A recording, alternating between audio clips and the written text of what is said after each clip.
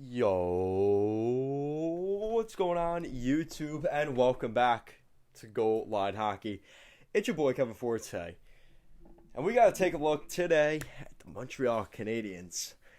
It hasn't been a great start for the Habs, and I think their next game tonight is a make or break game for the Habs, and we're going to talk about why in today's video. So, you look at how the season started. Going into the season, there was already the media talk just waiting for the Habs to struggle out of the gate. They were just foaming at the mouth, waiting for the Habs to start the season the way they have. You have no Shea Weber. You have no Carey Price. Philip Deneau, he ends up going to the LA Kings this summer. They lose Jesperi Kotkaniemi in an offer sheet to the Hurricanes. How could this get any worse? Right. It can. It actually can get worse. Yes, it can get worse. Jake Evans day-to-day. Joel Teasdale day-to-day. Joel Edmondson placed on injured reserve. Mike Hoffman did not start the season with the Habs. You see how this is a pattern, right? The Habs had a ton of injuries going into the year. It wasn't even fair. But that's hockey. And the expectations were they going to have a hangover from going to the Cup final for 2021? And it seems like that narrative has completely played into the hands of media. And unfortunately, the outside distractions may be affecting this team. Just maybe a little bit. Just maybe a little bit. So the first game of the season is in Toronto. And that game, actually, you could tell that the Leafs fans in the building were a little bit nervous in their own right for their own team, because everybody was kind of on edge to start the year up in northeastern Canada. A lot of optimism in Ottawa, a lot of optimism in Winnipeg, and some of those other teams, but not in Montreal and Toronto, specifically in Montreal because of all the losses from last year. So that game ends up being a game where, without Austin Matthews, the Leafs find a way to win that game 2-1, where the Habs dominated in the first part of that game. They got off the bus a little bit early, I think, but they only scored one goal. They just weren't able to finish on their opportunities. Jake Allen got the start in that one. They lose that one 2-1, and they go 0-1 to start the season. Now you think they have a makeup game, right? They play the Buffalo Sabres in their home opener. What do you expect from the Buffalo Sabres? It's the second night of a back-to-back. You probably prefer that the Sabres are on the second of that back-to-back. Samuel Montembeault's first start with the Habs. They lose that one 5-1. Not a pretty result. And Montembeault did not look great in between the pipes. And just like that, 0-2 for the Montreal Canadiens. So they're already starting behind the 8 ball going into their 4-game set at home to start the year. And their home opener against the New York Rangers, an Original Six franchise, and they lose that game. It was a 2-1 game for the most part, and the Rangers get the empty netter because the Habs didn't want to fight in the corner with Mika Zibanejad for the puck. They'd rather just have 5 guys stand around him and watch the puck, and watch him kill 15 or 20 seconds, and then pop it to Kevin Rooney for the empty netter, and that's it. Right? So they lose that one 3-1. They're 0-3 now. And now the pressure cooker cooks up even more. That oven heats up even more on Tuesday night. They got 3 days rest. You would think maybe they'd play a little better. You'd be wrong. Tuesday night, they host the San Jose Sharks, and they lose 5-0. And Jake Allen and the Montreal Canadiens are probably thanking their lucky stars this was not a 10-0 game. It was an all-out shooting range, a firing range, all night for the San Jose Sharks. Jonathan Dahlen gets his first 2 goals in the NHL. Who also got a goal? Some defenseman, was it Brent Burns that maybe got a goal?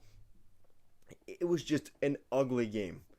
Absolutely ugly game for the Montreal Canadiens. They're 0-4 to start the season. There was booing at the Bell Center by the end of this game. And you're just left wondering, how could this get any worse? And I may have the answer for that for you. And that is tonight, October 21st, They play the Carolina Hurricanes. The Carolina Hurricanes coming to town. Who's on the Hurricanes again? I can't remember his name. He was the 3rd overall pick back in 2018. Oh, that Finnish center. Yes, Jesperi Kotkaniemi. Marc Bergevin decided not to match the offer sheet from the Habs and lets him walk and go to the Carolina Hurricanes as revenge, quote-unquote revenge, for offer sheeting Sebastian Aho and kind of treating the Canes as a joke franchise because they didn't think they would match the signing bonuses that would have had to be given to Sebastian Aho because of Tom Dundon and that ownership there in Carolina being pretty tight with their salary cap and how they handle things. They ended up keeping him, and they also get Kotkaniemi from the Habs as kind of that quote-unquote revenge, right? And then to make the plot thicken even more, on Wednesday afternoon, Marc Bergevin has an emergency press conference. Now, this is the storyline that hasn't been talked about, but it's definitely being talked about more recently this week.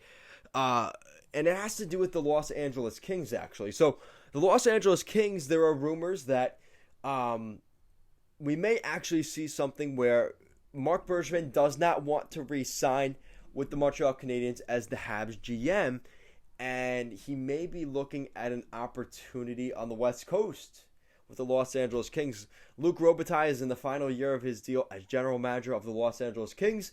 Could we see Marc Bergevin maybe go to Hollywood and potentially be the general manager of the LA Kings next summer? That is potentially on the table. Now, there are some questions about what is the reason for Bergevin not wanting to come back to Montreal. It seems like a perfect fit there.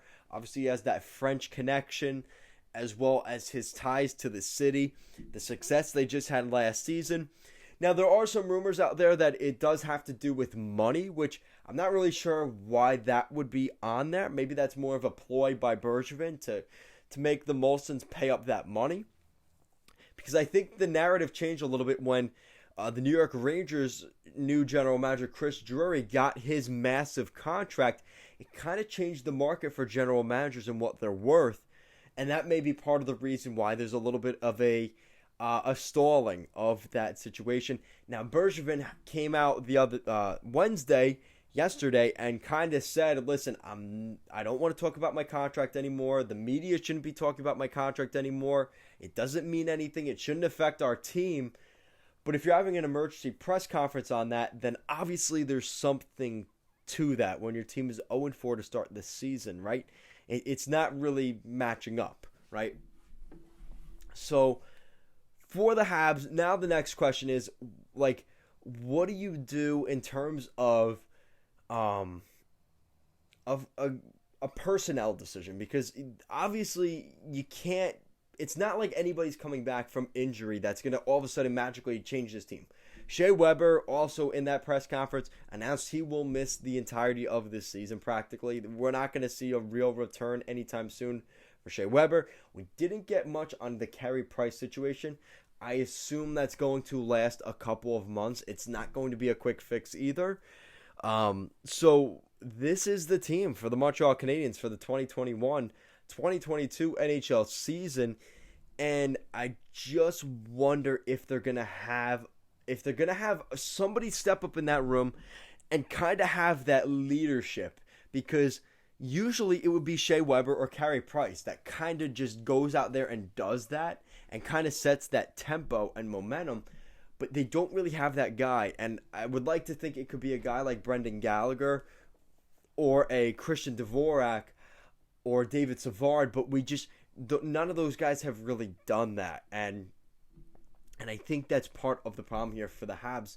I just don't see somebody, getting everybody in the locker room and saying, listen, we need to galvanize this season, we need to focus. They just don't have that presence in the room, and I think it is really hurting the Montreal Canadiens right now. And it doesn't help when you have guys like Matthew Perreault who have been sidelined, they've been scratched. You were hoping he could be a potential guy that helps your roster. Cedric Paquette, another guy you're maybe hoping could jumpstart something in that bottom six. It just really hasn't worked out. And now you have Jake Evans out, Joel Teasdale out, and Joel Edmondson. Those are some depth guys there, especially Joel Edmondson on the blue line, that they need to be good. And Alex Romanov, I love him as a player, but he has not been great for the Habs. He's a -2 to start this season. He's gotten walked a couple times. Philip Hedl walked him at least 2 or 3 times in that Rangers game.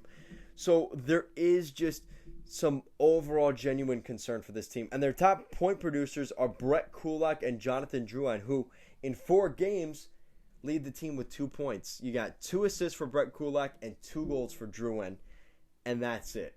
So for the Montreal Canadiens, there's time to hit the panic button. And especially in Montreal, there is that it's a game-by-game basis. It's not the overall 82-game schedule grind. You just got to get back into it. It doesn't work like that in Montreal. They laser point every single thing. And this Marc Bergevin rumor to the LA Kings definitely has added more fuel to the fire and just made things worse, as if it wasn't bad enough for the Habs to start this season. So guys, let me know what you think in the comment section down below. What do you think is the biggest issue for the Habs right now? Is it special teams? Is it maybe not having that presence in the locker room? Or do you think some outside distractions like the Marc Bergevin thing are starting to creep internally into the team and potentially causing a product issue for what we're seeing on the ice for the Habs to start the season? Let me know down below. Guys, as always, thank you so much for watching this video, and I will see you again next time.